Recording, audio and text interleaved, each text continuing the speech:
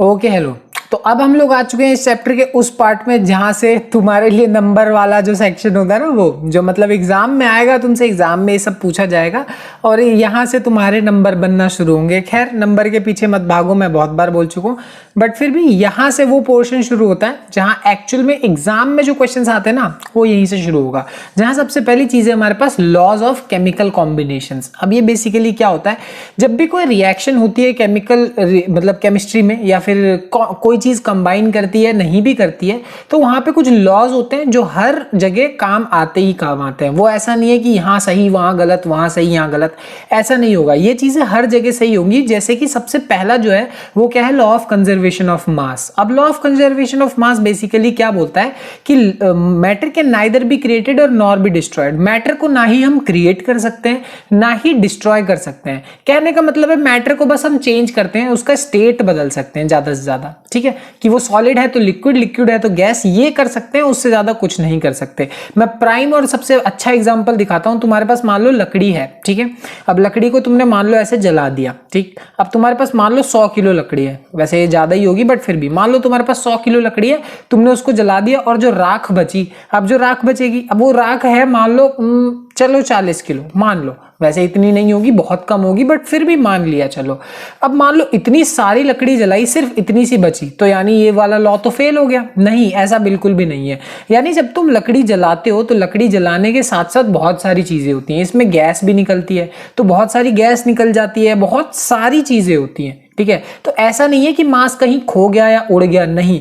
जो 100 किलो है वो कहीं ना कहीं अभी भी 100 किलो है, बस वही है कि हो सकता है उसमें से कई बड़ा हिस्सा गैस में कन्वर्ट हो जाए, ठीक है। तो कहने का मतलब लॉ ऑफ कंजर्वेशन ऑफ मास यही है कि मास कभी भी हम क्रिएट नहीं कर सकते, ना ही उसको डिस्ट्रॉय कर सकते हैं, बस ज्यादा ज्यादा उसका स्टेट बदल सकते हैं, मतलब मैटर का स्टेट बदल सकते हैं, सॉलिड से लिक्विड, लिक्विड से गैस, या फिर उल्टा गैस से लिक्विड, लिक्विड से सॉलिड, यही कर सकते हैं और कुछ भी नहीं। सिंपल सा मतलब है। अब जो नेक्स्ट लॉ है हमारे पास उसका नाम है लॉ ऑफ डेफिनेट प्रोपोर्शंस। अब इस लॉ का क्या मतलब है, क्या कहता है ये हमारे पास ये लॉ, ये सिंपल सा ये कहता है कि जब भी मान लो कि किसी given compound always contains exactly the same proportion of elements by weight. हमेशा वेट से अगर तुम देखोगे तो उनके अंदर जो एलिमेंट्स होते हैं वो हमेशा सेम प्रोपोर्शन में होंगे। इसका क्या मतलब है, चलो एक ऐसे एग्जांपल के तौर पे उठाते हैं। तुमने पानी लिया, एक बार घर से पानी ले लिया, एक क्या कहते हैं उसको, टैप वाटर ले लिया, ठीक है। एक बार तुमने जाके सी में से, जो समुद्र होता है बीच के पास, वहां से पानी उठा लिया, ठीक है। और एक बार तुमने किसी पॉन्ड वॉन्ड में से पानी उठा लिया। अब यहाँ पे भी पानी, ये भी पानी, ये भी पानी, हर जगह पानी है, ठीक है। बट एक हो सकता है कि कहीं स्वाद अलग हो, कहीं पे थोड़ा कलर थोड़ा डिफरेंट हो, बट एट द एंड पानी तो पानी है। इसका मतलब हर जगह पानी क्या रहेगा, H2O ही रहेगा। यहाँ पे भी H2O रहेगा, यहाँ पे भी H2O रहेगा, ठीक है। तो अगर तुम मास के थ्रू देखो कि यहाँ पे अगर मास देखो तो हाइड्रोजन का कितना होगा 2 × 1 और ऑक्सीजन का कितना होगा 16, है कि नहीं। तो यहाँ पे अगर तुम एक तरीके से रेशियो नापो तो हाइड्रोजन का कितना है 2 और ऑक्सीजन का कितना है 8, तो 1:8 का रेशियो है हमेशा। यानी हाइड्रोजन और ऑक्सीजन में हमेशा 1:8 का रेशियो है हमेशा। कहने का मतलब यही है, सेम प्रोपोर्शन में। यानी तुम अगर किसी भी कंपाउंड को उठाते हो, यहां पे हमारे लिए हमने क्या कंपाउंड माना है, H2O कंपाउंड माना है, वाटर को कंपाउंड माना है। तो तुम कभी भी कंपाउंड को उठाते हो, चाहे वो तुम्हारे घर का पानी हो, चाहे वो कहीं से भी तुमने उठाया हो, एट द एंड वो कंपाउंड कंपाउंड रहता है। वही है कि समुद्र का पानी थोड़ा डिफरेंट इसलिए क्योंकि उसमें थोड़ा नमक मिला हुआ है, पॉन्ड का पानी थोड़ा साफ होता है, घर का पानी में थोड़े बहुत TDS होता है। कहने का मतलब पानी एट द एंड पानी ही है, H2O at the end H2O ही है। यानी इन दोनों के बीच का जो रेशियो है वो हमेशा 1:8 का ही रहेगा मास का। हाँ, अगर तुम्हें मास नहीं पता तो हाइड्रोजन का कितना होता है 1 होता है, इसलिए मैंने 2 से मल्टीप्लाई किया, और ऑक्सीजन का 16 का होता है। ये तो यार तुम्हें पता होना चाहिए। तो यहाँ से आता है रेशियो 1:8 का। ये चीज हमेशा डेफिनेट ही रहेगी, हमेशा सेम रहेगी, इसीलिए इस लॉ को क्या बोलते हैं, लॉ ऑफ डेफिनेट प्रोपोर्शंस बोलते हैं। ये चेंज नहीं होगी कभी, ठीक है ना। अब जो नेक्स्ट हमारे पास लॉ है उसको हम बोलते हैं लॉ ऑफ मल्टीपल प्रोपोर्शंस। अब जैसे डेफिनेट था वैसे ही मल्टीपल प्रोपोर्शंस है, बट थोड़ा सा डिफरेंट है। कहने का मतलब ये कि कभी कभी ऐसा होता है कि 2 एलिमेंट्स कंबाइन करके एक से ज्यादा कंपाउंड बनाते हैं। तो अगर एक से मोर देन 1 कंपाउंड बनाएंगे तो क्या होगा, वो एलिमेंट जो कि फिक्स नहीं है वो हमेशा स्मॉल होल नंबर में होगा। मैंने क्या बोला समझ में नहीं आया, देखो अभी आ जाएगा।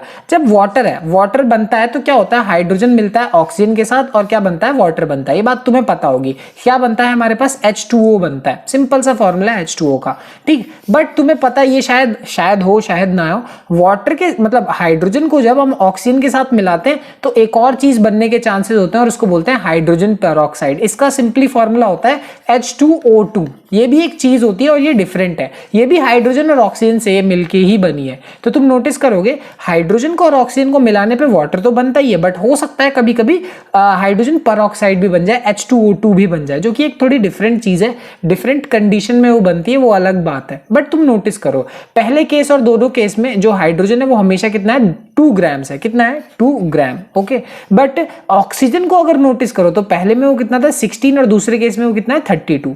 तो ये लॉ यही कहता है कि जो चीज यहां पे देखो कि one element then combined with a fix mass, एक एलिमेंट होगा जो कि फिक्स मास में होगा, जैसे हाइड्रोजन है यहाँ पे, of the other element are in the ratio of small whole numbers. जो दूसरा एलिमेंट रहेगा वो हमेशा स्मॉल होल नंबर के रेशियो में ही रहेगा। जैसे 16 और 32 अगर रेशियो निकालोगे कितना आएगा, 1:2 का रेशियो आएगा, है ना। पहले वाले में ऑक्सीजन 16 है, दूसरे वाले में 32 है। यानी जो फिक्स रहेगा वो तो फिक्स है, जो फिक्स नहीं भी है वो भी हमेशा होल नंबर्स के रेशियो में होगा। होल नंबर समझते हो ना, 0 से लेकर 9 तक के जो जितने नंबर होते हैं, मतलब 0 से लेकर आगे जो नंबर्स होते हैं वो होल नंबर होते हैं। ये कहने का मतलब है हमेशा एक अच्छा होल नंबर ही मिलेगा तुम्हें देखने को, ठीक है ना। नेक्स्ट हमारे पास जो लॉ है उसको हम बोलते हैं गेल यूजेक्स लॉ ऑफ गैसियस वॉल्यूम्स। इसको देख के खिखियाने की कोई जरूरत नहीं है, बेसिकली साइंटिस्ट का नाम था, उस हिसाब से खिखियाया मत करो, इतना बहुत जरूरत है तुम्हें सेक्स एजुकेशन की। खैर हाँ, आगे हम लोग टॉपिक से ना भटकते हुए इस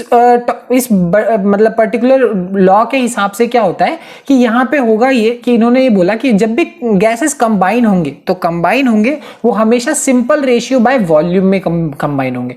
पीछे भी हमने देखा, बट यहाँ पे भी हमेशा सिंपल रेशियो वॉल्यूम के साथ ही कंबाइन करेंगे। अब वो कैसे, एग्जांपल के तौर पे हम वाटर का एग्जांपल लेते हैं।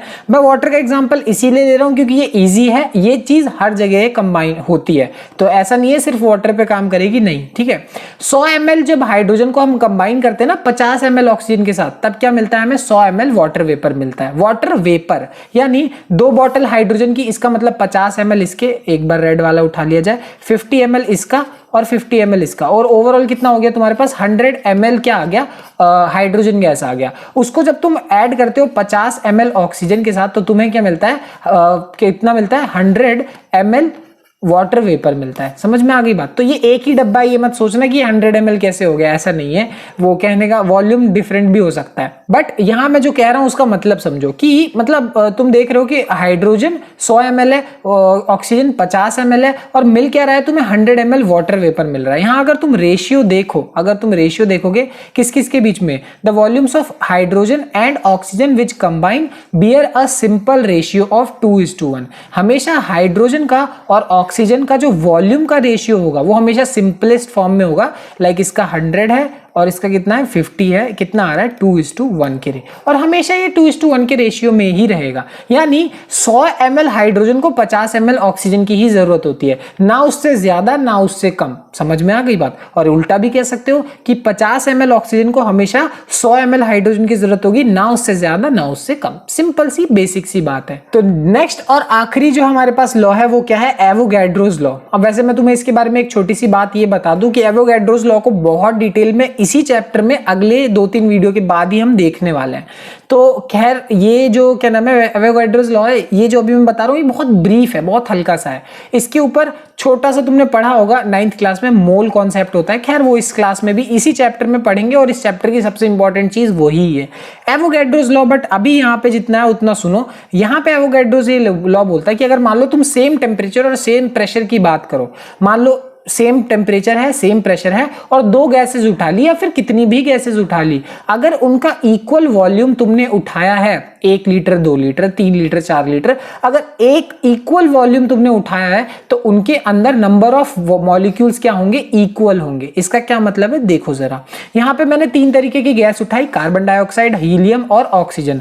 अगर मान लो तीनों गैसेस को मैंने सेम टेम्परेचर और सेम प्रेशर में रखा है, तो अगर और मतलब सेम उसमें रखा है, और अगर तीनों का जो वॉल्यूम है वो भी सेम है, मान लो ये भी 2 लीटर है, ये भी 2 लीटर है, ये भी 2 लीटर है, तो दोनों तीनों के अंदर जो नंबर ऑफ मॉलिक्यूल्स भी होंगे, नंबर ऑफ मॉलिक्यूल्स वो क्या रहेंगे, सेम रहेंगे। ये मैं नहीं बोल रहा है, वह ऐसा किसने बोला था, एवोगैड्रो ने बोला था। समझ में आ गई बात। तो ये सिंपल सा लॉ है, कहने का मतलब इक्वल वॉल्यूम पे इक्वल नंबर ऑफ मॉलिक्यूल्स होंगे, और कितने मॉलिक्यूल्स होंगे ना ये भी इन्होंने बताया था। खैर ये चीज थोड़ा आगे डिस्कस करेंगे, बट कितने मॉलिक्यूल होंगे इस चीज का भी आंसर इन्होंने दिया था, ठीक है ना। लाइक फिर से एक और एग्जांपल, जैसे तुमने बलून भरे हुए हैं, 3 इक्वल अमाउंट में बलून ले लिए, हाइड्रोजन और नाइट्रोजन और ऑक्सीजन के 3 बलून ले लिए, तीनों में वॉल्यूम सेम है, ठीक है, तो वॉल्यूम सेम है, तो यहाँ पे नंबर ऑफ मॉलिक्यूल्स भी इनके जो होंगे वो भी क्या होंगे, सेम। नंबर ऑफ मॉलिक्यूल, समझते हो ना मॉलिक्यूल क्या होता है, हाइड्रोजन का एक ये मॉलिक्यूल है, ऑक्सीजन का ये एक मॉलिक्यूल है,